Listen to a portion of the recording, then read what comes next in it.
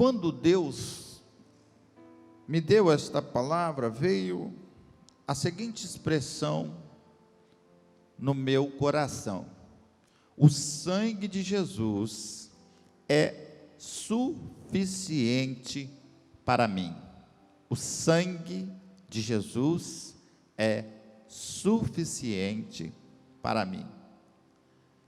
E aí, os dias que nós estamos vivendo, como população, igreja, como sociedade, nós estamos vendo dias difíceis, inegável isso, dias de muita confusão,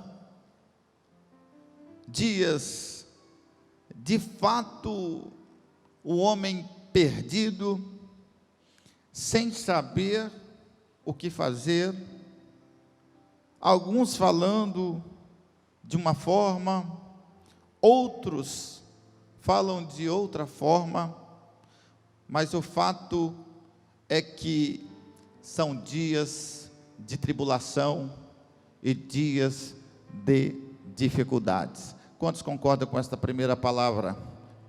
Quantos podem dizer assim, seja amém? Isso é uma verdade.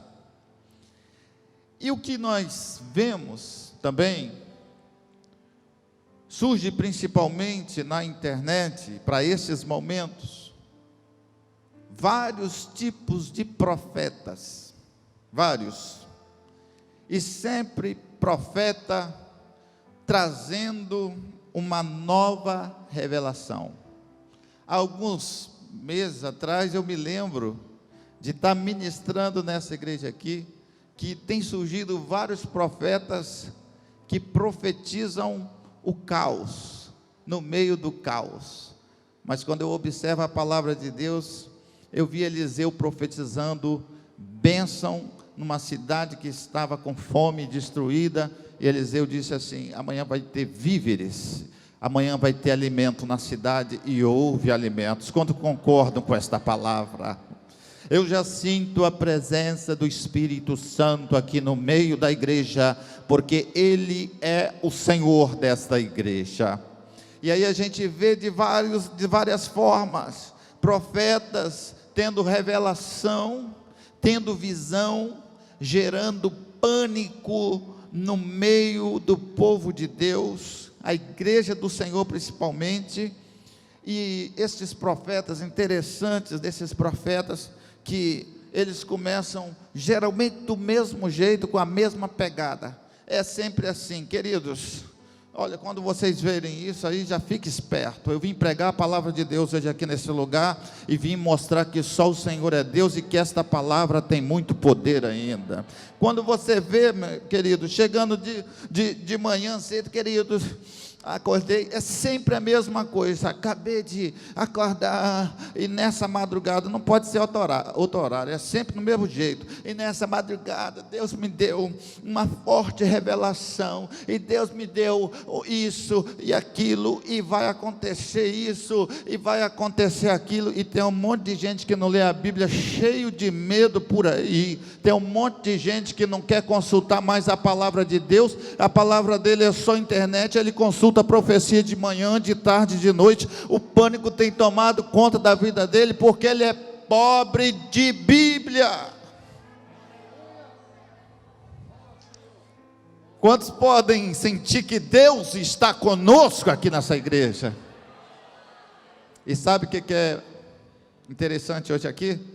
Você está aqui porque você é corajoso, você não faz parte desses aí. Você está aqui para ouvir, apenas para ensinar o que está acontecendo. Aleluia. É sempre a mesma coisa, causando pânico no povo. Aí quando eu venho hoje aqui trazer a luz da palavra de Deus, que não existe nada novo que antes não fora dito. Eu falo isso num contexto geopolítico, eu falo isso num contexto das nações, eu falo isso inclusive pela tribulação que estamos passando. O apóstolo Paulo, em Filipenses capítulo de número 3, verso 1, diz o seguinte: resta-nos agora, irmãos, fortalecermos no Senhor, porque eu não me canso, ou em outras versões diz, eu não me aborreço de escrever para vós sempre as mesmas coisas. Então não existe nada novo que o Senhor já não tenha revelado através do cano sagrado que está fechado. Aleluia. Então, se tiver alguém dizendo aí com outro evangelho, e pregando coisas, e pregando aquilo, e voltando, e retroagindo, está errado, alguma coisa está acontecendo. Eu fiz uma observação, e eu lembro aqui de Martinho Lutero, uma frase que Martinho Lutero disse. Ele diz a seguinte frase, guarde aí: fiz uma aliança com Deus, que ele, olha o que Martinho Lutero falou, para você entender como que essa palavra tem poder, que ele não me mande visões, nem sonhos, nem anjos, estou satisfeito com as santas escrituras, estou satisfeito com o dom das escrituras.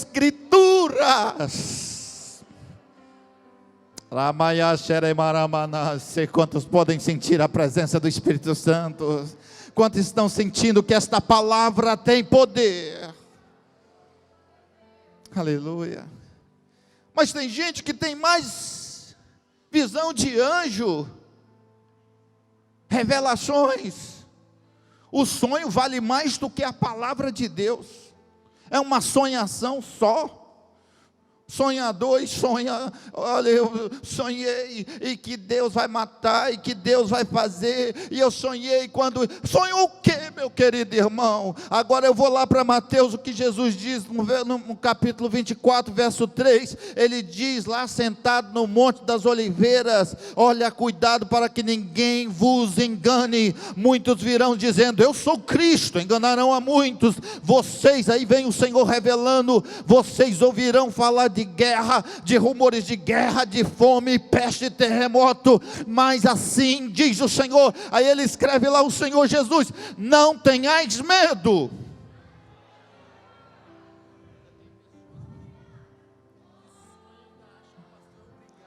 Aleluia, glória a Deus. Quantos podem glorificar o Senhor, porque eu vim trazer coragem para o povo de Deus hoje? Aleluia. Tem pessoas que sonham, 4 sonhos, depois eu não, e quer que eu interpreto, eu, o senhor e outros, tem que interpretar o sonho dele.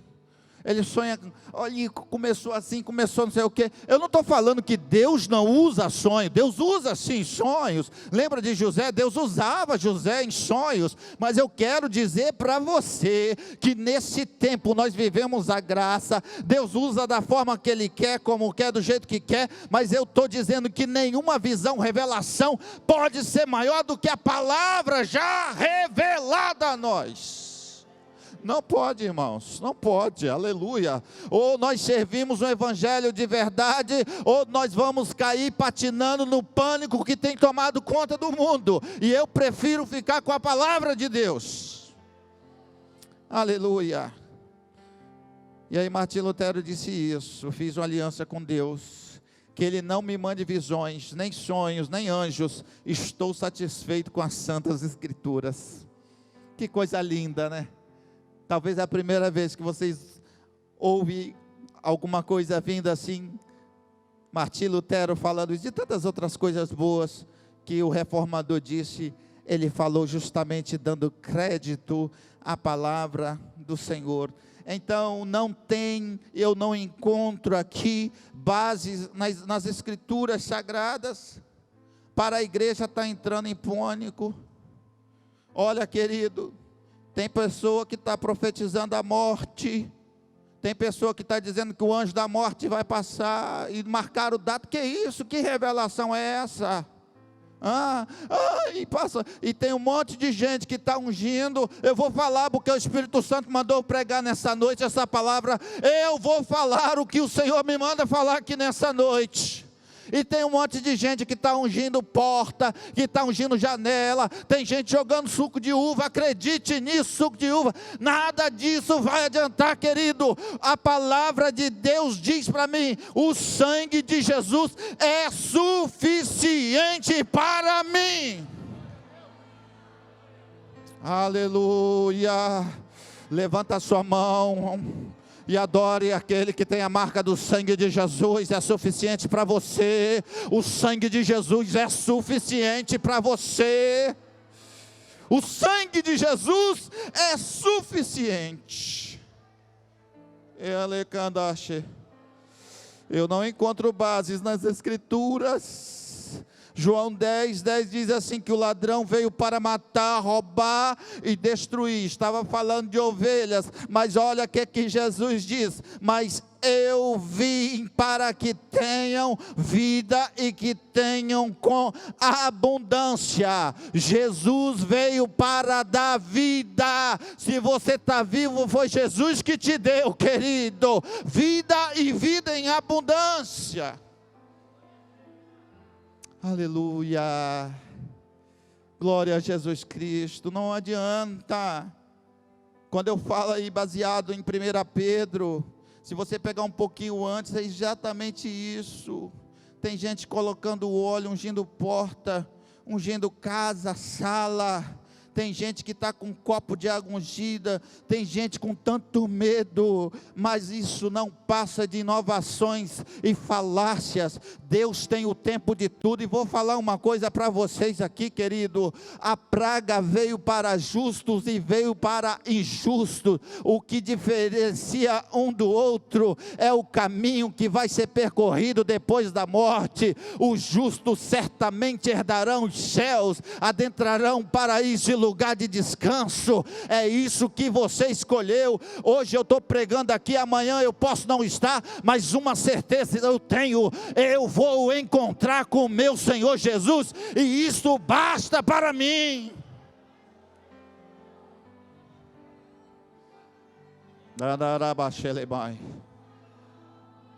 Aleluia. Quantos podem sentir a presença do Espírito Santo, o poder de Deus?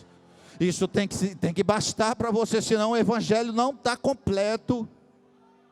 Senão o evangelho não está completo. Aleluia. Aqui o anjo da morte vai passar, querido. Eu prego que eu estou vivendo no tempo da graça. Eu não estou mais preso na lei. Eu não posso mais. Não, querido. Jesus é tudo para nós. Aleluia. Glória ao nome do Senhor Jesus. Pessoas vivendo de amuleto. Aleluia. Aleluia. Vivendo só de sonho dos outros. Acreditam mais. Se alguém falar, profetiza. Tem gente que faz fila. Senhor, eu oro, meu querido irmão. Se Jesus quiser me usar, Ele vai me usar. Mas se Ele não quiser, eu vou lá ler uma palavra de Deus. Olha, eu tenho uma palavra da parte de Deus para você. Você vai falar a palavra. Você não vai acrescentar a palavra. Você não vai mudar a palavra. Porque a palavra de Deus, ela é tudo para nós. Aleluia. E aí tem um monte de gente que inverte as coisas. Pobre de Bíblia. É isso mesmo, pobre de Bíblia. Não vem à escola bíblica dominical, passa longe. Os cultos de ensino, passa longe. E aí acontece isso. Ficam presos às falácias, ficam se torturando. Vai chegar a data, vai chegar a data. Ai meu Deus, vai chegar a data. Ai Senhor, eu vou morrer. Vai morrer o quê, querido? Nós já estamos mortos para o mundo faz tempo, querido. Nós vivemos a bênção e o lucro de Deus.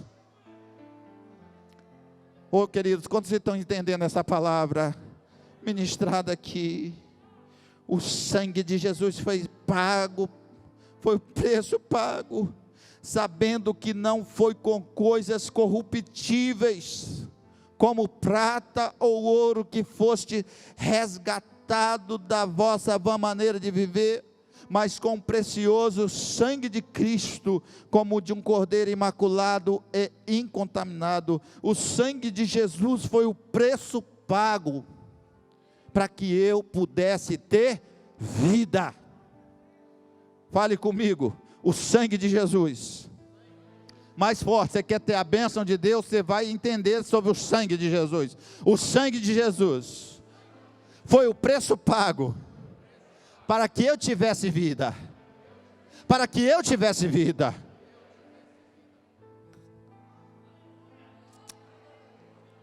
Já lá abaixou minha nai. Está entendendo agora? Está entendendo agora, querido? Você está vivo pelo sangue de Jesus, já pagou o preço. Jesus já morreu, levou sobre ele, foi moído pelos nossos pecados. Aquieta o teu coração, acalma a tua alma.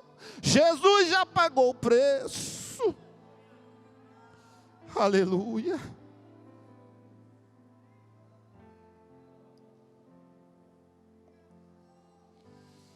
Aleluia.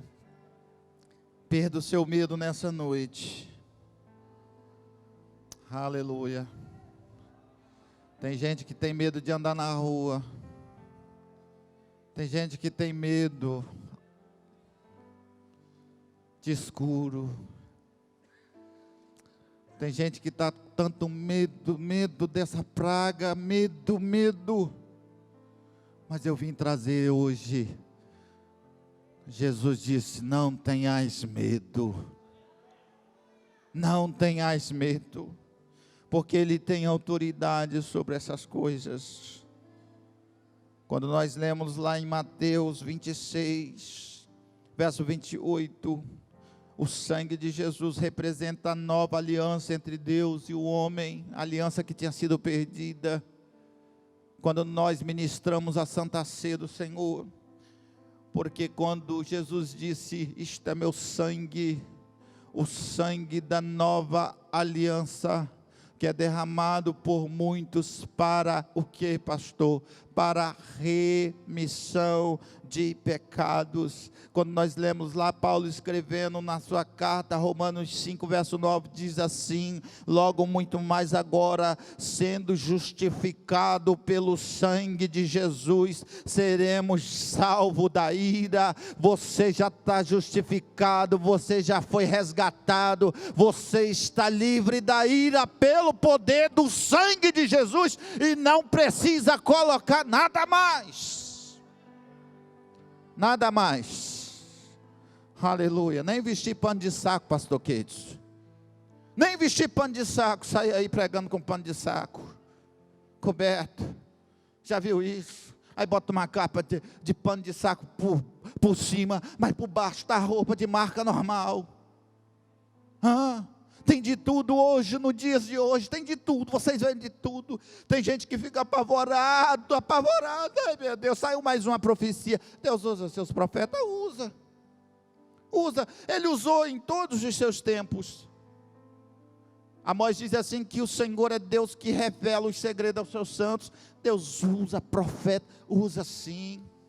Tem profetas, tem sim, mas tem que uma coisa na profecia que vocês têm que colocar na cabeça a partir de hoje aqui: toda profecia, quando ela é dirigida, pastor Keidson, demais obreiros que estão aqui, demais pastores, tem que ser pautada na palavra de Deus, tem que estar de acordo com a palavra de Deus. Se não estiver de acordo, não foi Deus que falou. E não adianta ficar achando ruim com o pastor. Se não tiver de acordo, não foi Deus que falou. Aí tem um monte de modismo hoje, de neopentecostalismo, vazios de Bíblia, de palavra. Querido, vai consultar na palavra. A palavra de Deus mesmo manda julgar a profecia. Julgue a profecia. E vou lembrar Teve um profeta da internet, vou ter que falar, não tem como não, irmãos. O tempo são maus, eu tenho que falar, que disse que em 2019 ainda ia acontecer isso, em julho, aquilo e não sei o quê, e teve um monte de gente com medo, e vai acontecer isso. Aconteceu foi o quê? Porque ele deu data, e se não aconteceu na data, não, foi Deus que falou. Quer saber quando Deus fala, acontece. Quando Deus fala, acontece, querido. Esta é a revelação fiel. Quando Deus fala, acontece. Agora, eu já estou terminando. O que o apóstolo Paulo vem dizer em Romanos capítulo 8, verso 31. Escute bem, já estou indo para a parte aqui dos finalmente. Olha o que o apóstolo Paulo diz. Diante de tudo isso, Romanos 8, 31, o que podemos dizer diante de tudo que está acontecendo? Se Deus está do nosso lado, Paulo dizendo, olhe bem, se Deus está do nosso lado, quem poderá nos vencer? Paulo faz uma pergunta. O Senhor está do lado de quem, queridos? O Senhor tem lado, acredite. O Senhor está do lado de quem? Da igreja, ok? Vamos falar juntos. O Senhor está do lado de quem? A igreja é de quem? A igreja é de quem? Do Senhor. Se Deus então está do nosso lado, quem poderá nos vencer? É a pergunta que Paulo faz em Romanos 8. E ele responde, ninguém. Olhe bem, ninguém. Quando fala ninguém, ele não está falando de algo no singular. Ele está falando de algo mais precioso. Ele diz assim, pois por amor, ele entregou o próprio Filho. E ele continua dizendo, Paulo, quem intentará acusação contra aquele que o Senhor escolheu? O Senhor escolheu quem? Você. O Senhor escolheu quem? Você. O Senhor escolheu um povo, Ele separou. A palavra santificação diz assim, que foste separados. Eu li lá em Pedro, sede santo, sede separado. Então Ele separou você. Então Ele escolheu quem? Você foi escolhido. Aí Paulo continua dizendo, e agora, quem nos separará do amor de Cristo? E ele diz, será o sofrimento? Será a pobreza? Será o perigo? Será a espada? Será a doença? Será a peste? Será a praga? Quem nos separará do amor de Cristo? Se alguém puder me responder, a palavra de Deus chega a dizer assim, tema o Deus que pode matar sim a alma e lançar no inferno, mas não tema o homem que pode matar o corpo. Olha, querido, somente o Senhor, Ele é poderoso, Ele é fiel, e nele nós temos segurança. Nada nos separará do amor de Cristo, nem perigo, nem espada, nem nudez, porque aí Paulo dizendo, né, por amor de ti somos entregues à morte, ou somos colocados em perigo todos os dias. Ô pastor Cleison, mas tem morrido tanto cantor, a pandemia tem matado tanto crente, tem mesmo. Fabiano Anastácio, teve aqui, não teve? Cantou aqui maravilhosamente bem. Quantos lembram da Fabiana aqui, ó? Um monte de gente estava aqui, né, vendo a Fabiana. Deus levou a Fabiana. Lázaro cantou, não foi aqui na igreja, mas cantou aqui na cidade também. Esses são os famosos, que a gente sabe. Pastores, vários pastores. Agora, quem é que está levando? Quem está levando? É o Covid ou é Deus? Me respondam. Deus está levando. É Deus, Ele leva os seus, do jeito que Ele quiser. É dele o poder, é dele o domínio.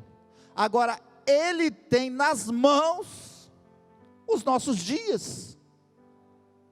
É Deus que tem nas mãos os nossos dias. Deus tem nas mãos dele todos os nossos dias. Eclesiastes 3, verso 1 diz o seguinte: tudo tem o tempo determinado, e há tempo de nascer, e há tempo de... Fale comigo, para você aprender nessa noite. Há tempo de nascer, e há tempo de... Ninguém quer que a senha seja chamada. Ninguém quer. Mas se ele resolver chamar a nossa senha, o que podemos fazer? Agora, Deus cura quando quer. Deus faz milagre quando quer. Deus usa quando quer. Deus livra quando quer. E Deus leva quando quer. Não é porque que esses crentes que morreram estão em pecado, ou os que vão falecer ainda. Não é isso, irmãos. Deus faz isso. Ou só está morrendo crente? Só está morrendo crente? Não. Está morrendo, estão vivendo, outros são curados. Eu já perguntei aqui na igreja, quem foi recuperado da Covid, 80% levantou a mão. Se eu perguntar de novo, vai ter mais gente. Mas Deus quis que fosse assim. A vida, o controle está na mão de Deus. Hoje tem um tal, olha, eu vou ter que falar isso aqui, irmãos, pelo amor de Deus, é o tempo todo aquela perseguição, é a ciência, a ciência, a ciência, a ciência, a ciência. Mas quando eu vou lá para o salmista, já falei, falo, não me canso de dizer, do Senhor é a terra e toda a sua plenitude, o mundo e os que nela habitam. Aleluia. Estou terminando. Estou terminando. Deus leva justos e injustos. O que difere é a alma. Nós sabemos para onde vamos. Nós temos a marca do sangue de Jesus sobre nós. Quando Ele nos chamar, é como um sonho. Nós vamos descer aqui, dormir aqui e vamos acordar nos céus. Essa é a grande diferença. Não tenhais medo. Nós dormimos aqui como muitos dormiram e vão acordar no céu. Para onde estaremos para sempre com o Senhor nosso Deus. Finalmente eu quero dizer o seguinte, em Atos 12, verso 2, para nós concluirmos aqui. O rei Herodes mandou prender alguns que pertenciam à igreja. Em Atos 2, 12, Herodes mandou prender os crentes. E Tiago, ele mandou matar a espada. Lançou Pedro na prisão. Tiago morreu. E Pedro? O que aconteceu com Pedro? Os anjos foram lá, não foi isso? O anjo do Senhor desceu na prisão e livrou Pedro da prisão. Veja bem, Tiago morreu e Pedro foi livre da prisão pelo anjo. Deus faz o que Ele quer e com quem Ele quer. A diferença entre estar vivo aqui na terra e não estar vivo é só para os homens, para Deus não. Você já foi um projeto de Deus, está passando os dias, a Bíblia diz assim, estamos passando aqui os dias da nossa peregrinação, e logo logo estaremos juntinhos no Senhor nosso Deus. Então, contente-se, irmãos, com esta palavra. E eu finalizo pedindo aos irmãos que leiam comigo Hebreus 11, verso 33. E eu vou falar aqui o que diz em Hebreus 11.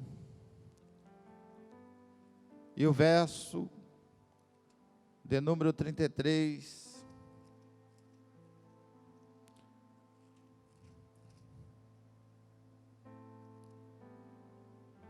Glória a Jesus Cristo. Eu quero ler aqui para os irmãos. Vou começar a ler antes do 33. Mas diz o seguinte: veja bem, na galeria dos heróis da fé, eu finalizo com esta palavra de encorajamento. Diz o seguinte: pela fé, o verso 23, Moisés já nascido foi escondido 3 meses por seus pais, porque viram que era um menino formoso e não temeram o mandamento do rei.